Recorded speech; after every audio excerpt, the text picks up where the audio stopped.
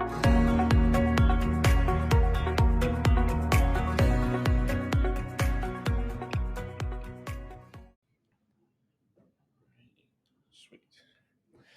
Welcome to the Discovering Leadership podcast. My name is Corbin Hannes. I'm joined by my co-host, Carl Bowden. Carl, what are we going to be talking about today?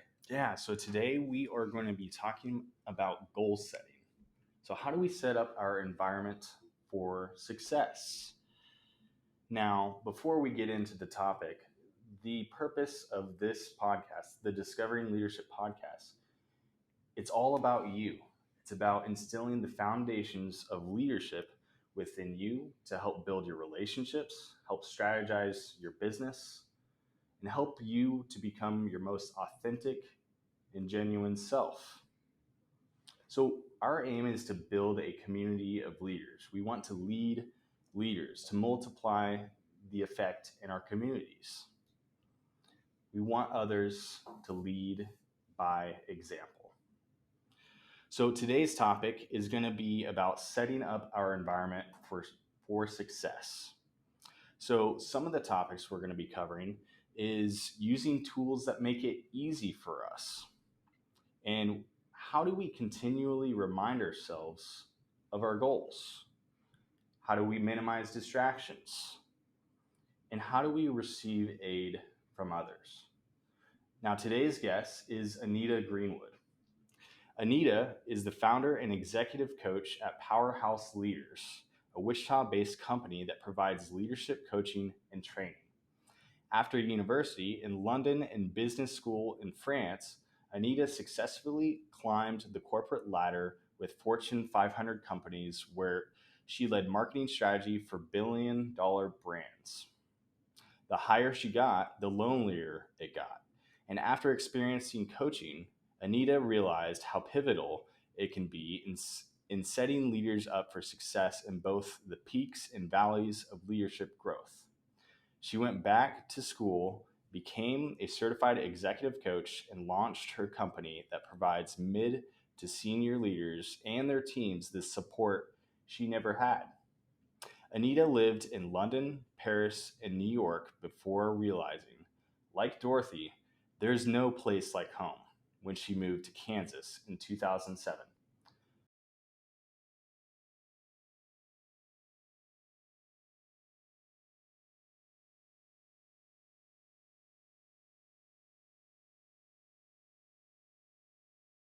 Okay. Well, I think with the bio, you've got a little bit already, but I'm a business owner. I'm a leader. I'm a mom to three teenagers, a Great Pyrenees and a Golden Retriever. I am a Orange Theory fitness junkie. Hard to stay away from Orange Theory, and I just love being in Kansas. I love living in Kansas. So that's a little bit about me. About my business. So, Powerhouse Leaders really has three areas of focus. The first one is leaders. So, that's really helping leaders to be the best leaders they can possibly be. So, setting up the foundations, usually in pivotal moments when they're pivoting from a subject matter expert to a leader, or when they've gone from one position and they're going to the next. It's all about those pivots, those peaks and those valleys that you mentioned. So, leaders is my first area, Powerhouse Leaders. And the second area is powerhouse teams. So not only do we need leaders who are high performers and driving successful companies and hopefully good outcomes for everybody, we need teams who are able to work together collaboratively. So Powerhouse Teams is all about culture. What's the culture of collaboration? What's the culture of communication? How do we have difficult conversations with each other? So that's the teams. And then the third component is Powerhouse Strategy. Sometimes people just need an external perspective because they haven't a clue what to do. So then that's when I come in, a bit like I do with coaching. I just take an analysis of the situation, listen to what they've got going on, and it can be on a global level or it can be on a personal level, but I intervene to help them determine what the best strategy is so that they can move forward. It's really all about making progress, as opposed to, we're talking about goals here. It's like, how can you make progress towards what you want, as opposed to expecting that you're going to wake up tomorrow. Yeah, that's huge. And These businesses, these corporations need coaches like you to help them in building their culture, to strategize where they're going forth, and to Yeah. really pay attention to those pivots in leadership. And Because the reality is it changes all. I mean, the last 2 years, that's a perfect example. We know it changes all the time. And as leaders, we have different opportunities that present themselves all the time. So it's really important to constantly be saying, am I who I need to be in this moment? And is who I was before that was great for who I was before, is that who I need to be as a leader now? So it's a lot of self-evaluation, self-awareness. that is huge. So I was curious, what tools do you use with some of your clients to help set their environment up for success? Yeah. Yeah, well, I have a lot of them, so I'm going to focus on Yeah. just a couple. And I think one of the things that's really important is knowing yourself, right? I'm older now, and I didn't realize when I was younger and I was starting out in leadership how important it was to know myself. And so one of the tools I use there, and I have gone through a plethora of personality tests. I've evaluated them all. I use Myers-Briggs a lot because I think it's very foundational and good. But it's really Myers-Briggs can vary over time because the way we show up as a leader needs to vary over time. However, what I look at and I use as a main tool is the Core Values Index. It takes 7 minutes. People can do it free on my website, and it really enables you to understand how you are wired. So, what's going to make you happy? What's going to make you miserable? And what's going to be somewhere in between. And so for me, the fundamentals of success and the tool I use is first of all helping people gain self-awareness of what is essential for them. So just to give an example, when I did the test, I call it a test. It's not a test. It's not an exam. You choose 16 words. That's all. It's very quick. It really helped me understand my core value is love. Right. What's important to me is relationships and vision. So I'm a very visionary person, and I want people to move forward together. Um, that's my segment. That's my core value, and that's what. If I am working on strategy, if I'm coaching people, at the end of the day, I am just like, yay! I've got all of my energy and I'm ready to party. It's really fulfilling. Yeah. You give me a day with. I talked to Corbin about this with a spreadsheet. I have to do my stuff for my taxes. Within an hour, I'll be looking and it's like, what time is it? Have I finished yet? My energy is just not there. And so for me, this tool, the Core Values Index, is all about understanding where you are going to be your most productive, where you are going to have your energy, and how are you going to make your best contribution as a leader. And that's not only to your organization, but it's also to your team, because how you show up, if I am going to be in an organization where I've got to do things that aren't my core strengths, I'm not going to show up as the best leader I can be. So it's really about knowing yourself, coming back to what I was saying, knowing yourself, using these tools to know yourself. Like I say, the way I see Myers-Briggs is it's like the top of the iceberg. It's what people see. The core values index is that whole big chunk of stuff underneath that sometimes people don't know what's really going on for other leaders. And if you get to know their core values, you can connect with them in a Yeah, very that makes sense. And especially as you start to talk to people about those core values and you work with them to make sure that those values are important to what you're doing on a day-to-day basis, that can give people a lot of willpower and a lot of determination whenever they're trying to work. Is willpower alone enough to complete our goals? the word power. I mean, my company's called Powerhouse, right? So Yeah. power is really important, but I think the willpower is an essential component. Yeah. When I talk about myself, if people did ask me to describe myself as a leader, I usually say I'm a cross between Winston Churchill and Mother Teresa. Uh, and so power, Mother Teresa for me is a very powerful lady. She had a lot of willpower. Winston Churchill had a lot of willpower, but I don't think it's enough on its own, because both of those individuals had willpower, obviously, but they had the ability to connect people and have influence. And so for me, it's not enough to have willpower. And the challenge with willpower can also be some people become so fixed on their own goals that they become uh, a little bit power hungry. And so the willpower, if taken to an extreme, can make someone appear ruthless, uncaring. And coming back to the core values index, the CVI, the reason why that's a tool is because some people have, there's a segment called builder. Those people can easily come across as very powerful, and they have to really manage themselves so that they don't come across as too powerful and even abusing their power. So the question is willpower enough? It's essential, but I think you need influencing skills, and you certainly need to connect with your audience in order. Yeah, Makes sense. we all need other people around us that are going to help us, find ourselves. And I love how you compared yourself with Mother Teresa and Yeah. Winston Churchill. Very drastic differences in leadership there, but what's important is that you realize that in yourself. It's what makes you great. Yeah. There are multiple strengths in all kinds of different leaders, but how are you an effective leader? Oh, yeah. And that's the important thing that I think a lot of people need to focus on. Yeah. And what it sounds like to me is you're saying that those internal factors are some of the more important factors to making sure that you achieve your goals. You just have to keep yourself in check. Yeah, you have to know who you are. Yeah. I believe that leadership, that's why I called the company Powerhouse, because for me, Powerhouse describes a person. Well, it's also an entity, Yeah. but it describes how you show up. A powerhouse is not something that is just there for a self. A powerhouse is something that generates energy for a community. Yeah. Thanks to a powerhouse, we have lights, we have air conditioning. In the summer, what would we do without powerhouses? It's really who you are and knowing what energy you bring. And sometimes that can be good energy, and you hope that it's going to be good, but it also could transform, like we said, with the willpower. Sometimes that energy could be negative. So Most definitely. So talking about more so on the external controls, some people they need to really be mindful of their environment and what's around them, and some of the things that can hold them back are distractions.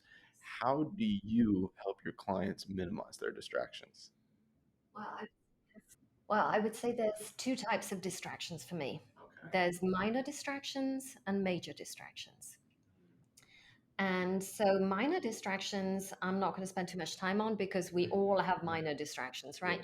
For me, it's learning to manage them, accept that distractions are a part of life, and not getting upset about it.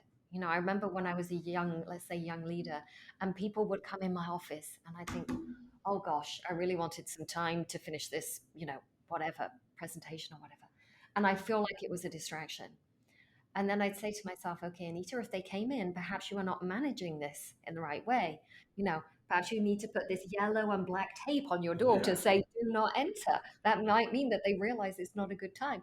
I joke about it, but it's just managing your own time. So I think the minor distractions, managing them is like reading Atomic Habits, the book Atomic Habits, getting yourself into to minimizing those habits on your own and setting yourself up for success. For me, what I work on is the major distractions, right? We all had a major distraction with COVID. So those are things that really have fundamental pivotal shifts. And a lot of the clients I deal with, or I say I work with, they are experiencing some pivotal shifts. And I've experienced some of those pivotal shifts myself. And so a distraction could be the death of a loved one. It could be a divorce. It could be a child who's done something. It can be somebody being very toxic in your life. Those are the disruptions that people don't necessarily see, but those are the ones who can be really detrimental and derail your career and or derail who you are as a leader. So when I talk about those distractions, there's three things that I think are essential. Number one is, well, number one and two are both getting a distance between you and that distraction. So when we're in something, we're like, oh my gosh, this is never going to end. This is going to ruin my life. It's awful. So the first thing I suggest is getting in the helicopter. It's taking some distance from the situation, because it's like what we talk about at KLC, the Kansas Leadership Center. I'm a coach with Kansas Leadership Center. We talk about being on the dance floor and being on the balcony. So getting that distance is not being on the dance floor, but getting on the balcony and looking down and saying, ah, do I see it the same way up here? That's really important. So distance in that way. The second way I like to encourage people to deal with large distractions is the distances in time, encouraging them to look 5 years, 10 years, 15 years ahead and say, 15 years from now, how will you see this situation? If you were to put yourself, 10 years from now and you would look back, well, how would you wish you'd handled this situation? Yeah. And it's amazing how giving people that permission to just get distance themselves and then put themselves in the future, they'll say, oh my gosh, I realize this isn't such a big deal, because they've taken that distance. So it's the timeline, I call that timeline management, is a really good way of distancing yourself. And the third thing for me is really having difficult conversations, having the courage. Distractions are often because we haven't had difficult conversations. So whether it's a minor distraction or a major distraction, often there are things we need to say, we need to share with those around us, whether it's at work or at home. Often a conversation that we really do not want to have is the conversation that we need to have to reduce that distraction. Makes sense. Well, it sounds like with a lot of those large distractions, it comes down to distance, time, and then difficult conversations. And when we're facing this and clarifying all of that, we get a better idea of how to handle some of those distractions. Are there any other factors that might come into play when setting up our environment and minimizing some of those distractions, I would say? Now, you probably think that I'm going to give you these revolutionary concepts like that we could write in a book, but I'll tell you for me what works. For me, I believe leadership is my energy. It's what I bring to the table. So my goal, my first goal, is to manage myself, to know myself and manage myself. So when I'm going through a distraction, I first of all remind myself who I am. Now, this might sound crazy, but knowing who I am is having a song. I have a theme song. I have two songs. And I also have my signs, my power moves. And it's very important that I manage, like I said to you, my energy and my state. So if I'm in the middle of a distraction, I'm having something bad go on in my life. Like I said, I had a very difficult situation in the quarter of last year, the last quarter of last year. It's getting up every morning and reminding myself who I am, and not allowing myself to be distracted by who somebody else might think I am or what somebody else might think of me. What people think of me is none of my business. What I feel about myself is my business. And so, therefore, I have a couple of songs that I will put on, and I have boxing gloves, right? This secret of mine.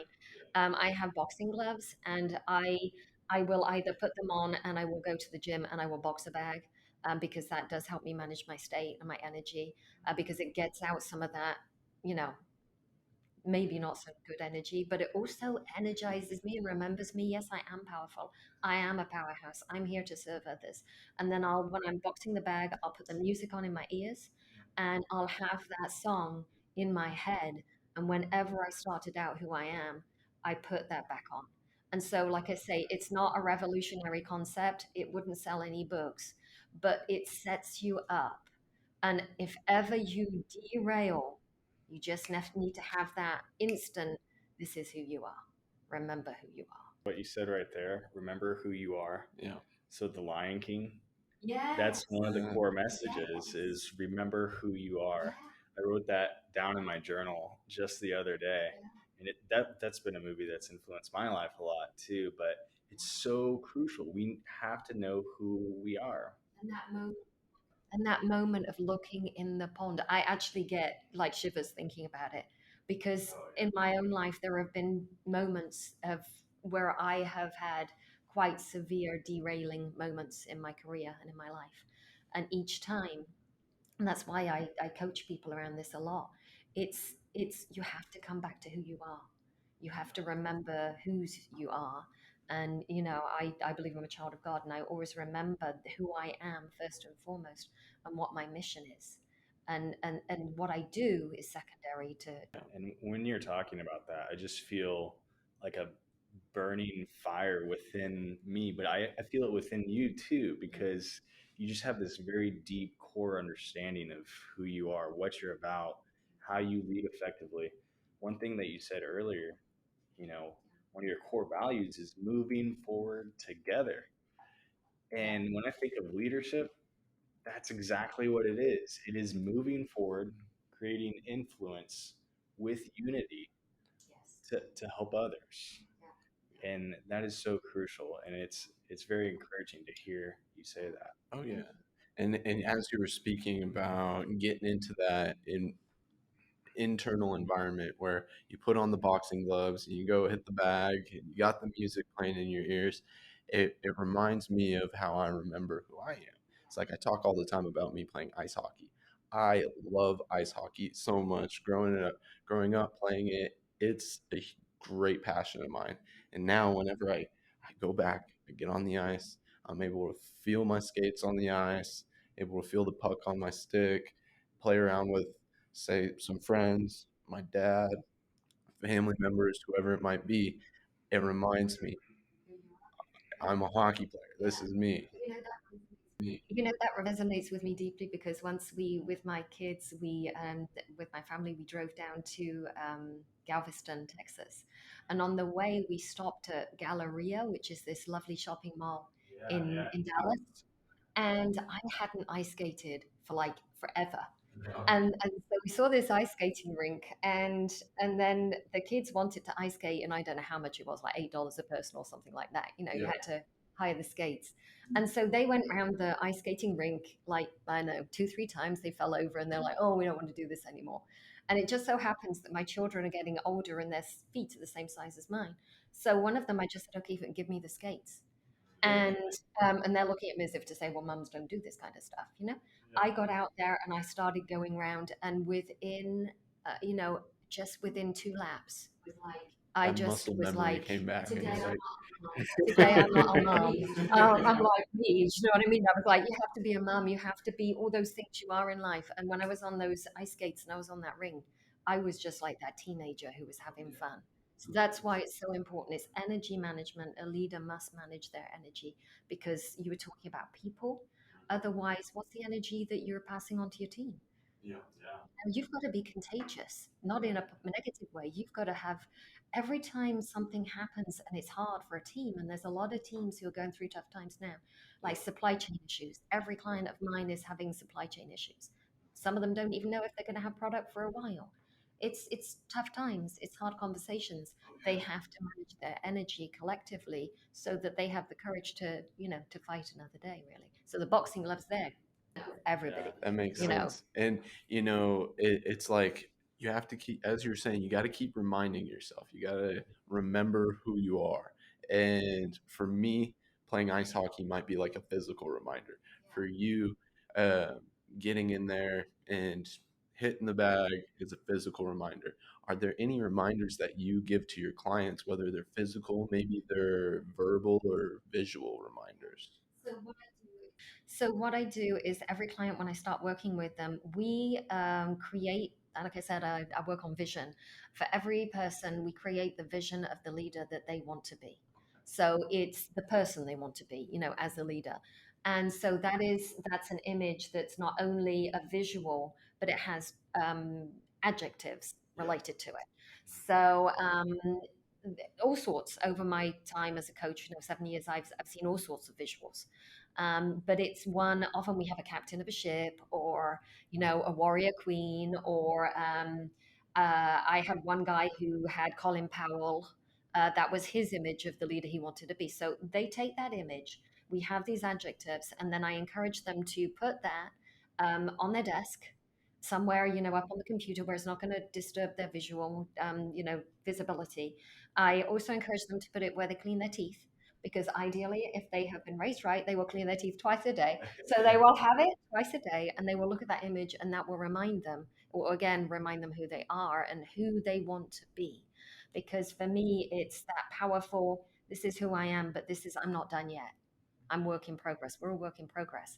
And so that image of those characteristics and those qualities, that's why I like the image, because an image, I don't, what my image means to me doesn't mean the same to you. I know when I see my image, my powerhouse, I know who I need to be. So the first thing is those images, Corbin, that's the first thing. That's the first reminder. And then there are some other metrics that we work on as well. But it's mainly again that.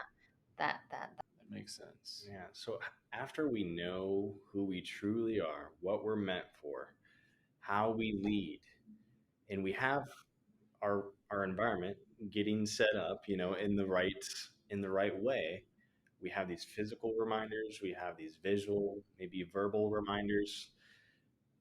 What are the consequences of not setting up the right environment based off of who we are or not knowing who we are? Uh, I think there's that quote which is, I might botch it up, but it's something about like you climb it to the top of the ladder and you realize it was up against the wrong tree. Oh yeah, yeah, that's a good one. Yeah, I think when we get, that's why I work big picture. I always, Stephen Covey, Seven Habits of Highly Effective People, start with the end in mind. I mean, that book was written years ago, but it's still Yeah. relevant. Yeah. Start with the end in mind. Know where you want to go. Know who you want to be. So focus all your energy, because you can set up the right environment, but if you get, if if you're not going the right direction, you're just wasting your time, and nobody wants to waste their time. So for me, the right environment is getting the right support. It's getting people. I come back to those difficult conversations. I develop powerhouse leaders one difficult conversation at a time. So that means that not only am I having difficult conversations with them, but they're having difficult conversations with other people, or challenging conversations. I feel the right environment is surrounding yourself with people who love you, but they love you enough to say, "Hey, Yeah, and being that's accountable. that's not who you are," or I'm seeing you go in a direction that's not the one for you, or the ones who give you feedback. You talked about authenticity and foundations of leadership. You need people who can hold you up when you're getting down on yourself, but you also need those who know who you are and say, don't forget this, and I've seen you do this, but I'd really love to see you do that. I work with my clients on metrics. I was talking about progress earlier, I think, and one of the things that I am really focused on is with a goal, right? When you scored a goal because the ball is in the net, okay? Yeah. When you finished a marathon because you crossed the line.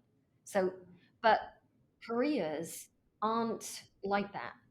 To get to where you want to go, if you're going to wait 26 miles to know that you've achieved your goal, you're going to get tired and demotivated. So, one of the things that I do to set up the environment for success is also giving people measures, so they know who they want to be. They have this image of who they want to be, but they also have things to evaluate their progress. Like if one of the things they want to work on is strategic thinking, then on a scale of 1 to 10, where are you today in terms of your strategic thinking? It might be 3. Okay. So the goal is not to say, I am going to do such and such by whatever date. I'm going to be CEO of the World Wildlife Organization by such and such a date. That's obviously a goal. But one of the things that will help you get there is your strategic thinking. If today your strategic thinking is a 3, where do you want to be 6 months from now? Where do you want to be a year from now? And if you want to be in a position of leadership of a major corporation, strategic thinking is probably going to have to be 10. But 10 is like the 26 miles, right? So what are those points along the way where you can say, okay, we've defined some things, you've worked with a coach, we define these metrics, we define some actions, some experiments, as we call them in adaptive leadership. How have you got on? Where are you now? You've gone from 3 to 6. What have you got to do to get from 6 to 8? No. So it's helping somebody not only be accountable, but also then say, oh boy, did I actually go to do things up? I still haven't got where I really want to go, but I'm on my way. I compare that to like when you go to a game and you're in a stadium. When you start, I don't know if you've ever had tickets at the top of the the stadium, and you've got to walk up all those steps, and you feel like you're just, and you're going nowhere. Do you know what I mean? And so you're on your way up, and then at some point you turn around thinking you've got absolutely nowhere, and you look down and you go, oh boy, look at that, look how far I've come. And for me, these metrics are what you're not at the top, but you can stop and say, gosh, I've That made makes a a lot lot of of progress. sense. So we've talked about internal influences from willpower to motivation and determination to external when it comes to distractions, whether minor or major. How much of or how much of these influences are really affected on the internal side versus external? How much does our environment really matter? Uh, I have a friend who's an entrepreneur who grew up in a mobile home. Today, he drives a Porsche, and well, he's got several cars. One of them's a Porsche, and uh, you could say he had everything set against him to not succeed. So they're coming back to the willpower. He knew how to surround himself with the right people. He knew what to do. So I think it's all about knowing setting yourself up, and your environment can be key. But if you have a vision and you know how to surround yourself with the right people, you can you can really get to places that I know that myself. When I was a child at 11 years old, I decided I was going to move to France. I was going to move abroad, and everybody laughed in my face. How are you going to ever do that? Raised by a single mom, no money to go to college, nothing. And I just said, no, I'm going to do it. And so, environment for me is something you create for yourself. You decide what you want to do, you decide who you are, and then you decide how to create that environment that's going to support you, the people who are going to support you. And I would say, along the way, with the environment, eliminate those who are not helping you. That's hard, that's the toughest part. But know who is for you, but also know who's against you. Um, Maybe listen to them, but Yeah. It sounds like there's a balance there. You know, we can set up our environment for success with the right type of people, the right type of cues to remind us who we are.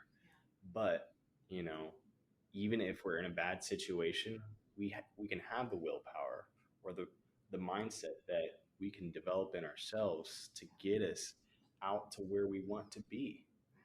So that's huge. And I would say that a lot of people will say, well, it's really difficult. I don't have this, I don't have that. What I found in my career is that if you want something and you have the courage to ask, you go to somebody and say, I'm really inspired by what you've done. Could you just give me 15 minutes of your time and tell me how you got there? I have never had anybody say no. From when I was 11 years old to right now, every time I've said to somebody, could you please share with me some thoughts? Because I love getting inspired by people who are ahead of me. Nobody's ever said no. So my advice to everybody is just be brave. Go out and ask, and then build that environment for yourself. And those people that you think are never going to say yes, you might be surprised. They might say, Well, Anita, thank you so much for joining us. This is a very powerful conversation. Powerhouse Coaching, that's a very fitting name for you and your business because just having this conversation with you today has been very impactful. And I know it's going to be very impactful for our podcast listeners. But we want to give you the opportunity if there's anything else that you would like to share with our podcast community, whether that be just a word of positive encouragement or anything about your business. We'd love to give you that opportunity. so So the first thing I'd say is for me, like I said, the main tool that I use is the Core Values Index. That really helps you understand how you're wired for success. You can do that free on my website. And so my website is obviously www.powerhouse-leaders.com. So powerhouseleaders.com. You can do that for free, 6 minutes, 7 minutes, and that will help you understand who you truly are and how you're wired for success. So that's the first thing. And what I would say is, no matter where you are today, uh, it's not the end. I always remember when I was younger, somebody saying to me, I said to somebody, I never thought I'd end up in Kansas. And this was my mentor, and he said to me, you haven't ended anything yet. I will never forget those words. So, wherever you are today, whatever's happening in your life, you have the power to take your life, the leadership of your life, and transform it into what you want because you are a powerhouse and you can. Wow. Thank you so much, Anita. We really appreciate you. You're Yes, welcome. especially those wise words of encouragement as well. It's fantastic. I really appreciate the conversation as well as your time. Thank you. So, for our next episode, we're going to continue with our goal setting series and we're going to cover habit formation. Now, you can catch all our episodes every other Tuesday, either on Spotify, Google, or Apple Podcasts. And as usual, make sure you go to Enturian.com. That's Enturian.com. You can also check out exemplifyleadership.com. Go check out all of our social media. We're posting the updates for the Discovering Leadership podcast on all of our social media. We got the video format of the podcast coming out on the Enturian YouTube channel. So go take a look at it. Nonetheless, uh, don't forget that alone we survive, but together we thrive. We'll see you on the next episode.